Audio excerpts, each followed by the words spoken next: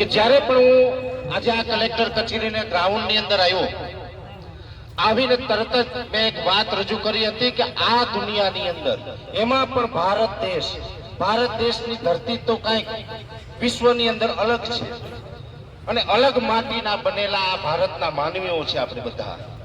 અને આ ધરતી ઉપર જ્યારે જ્યારે જે પણ કાંઈ આપણે ગોતવા નીકળ્યા ને એ બધું જ આપણે મળ્યું છે. આપણે બધા જ જાણીએ છીએ કે ભક્ત નરસિંહ મહેતા જ્યાં જુનાગઢની ધરતી ઉપર થયા, એ જ્યારે ભગવાન શ્રી કૃષ્ણને અવાજ માર્યો તો ભગવાન શ્રી કૃષ્ણ એમને મળવા પણ આવ્યા.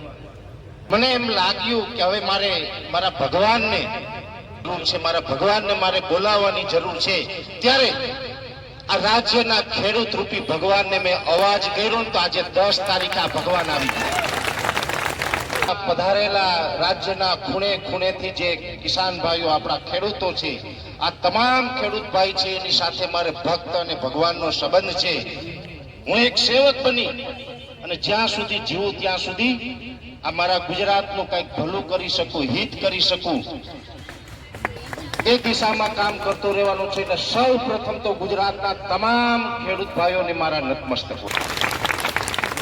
ડાયાભાઈ ગજેરા કે વડીલ છે, એમને ચાલવાની તકલીફ છે, ટેકો લઈને ચાલે છે, છતાં પણ ખેડૂત માટે ક્યાંય પણ સંઘર્ષ કરવાનો હોય ને ત્યારે કિસાન સંઘર્ષ સમિતિ એ પોતે એક સંગઠન ચલાવી રહ્યા છે. ડાયાભાઈ ગજેરા, તાળીઓથી વધાવો.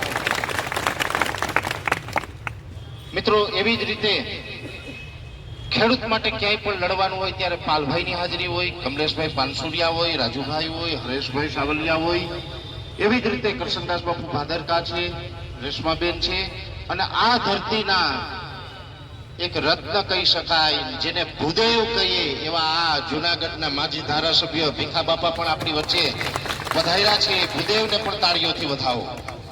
ભીખા બાપા પણ હંમેશા ગમે ત્યાં ક્યાંય અન્યાય થતો હોય તો એ લડવામાં બધાની સાથે હોય છે, એનો સાથ સહકાર હોય છે. એવા અલગ અલગ રીતે જે આપણે લડીએ છીએ ત્યારે અમારે ઘેરમાં કાંઈ પણ હોય ને એટલે કરશનભાઈ સોલંકીને યાદ કરીએ. અને હું તમને એટલું કહું કે ખેડૂતોને જ્યારે જ્યારે અમે યાદ કરીએ ત્યારે અલગ અલગ જવાબદારી અમારે ક્યાંય પણ આપવી પડતી હોય છે.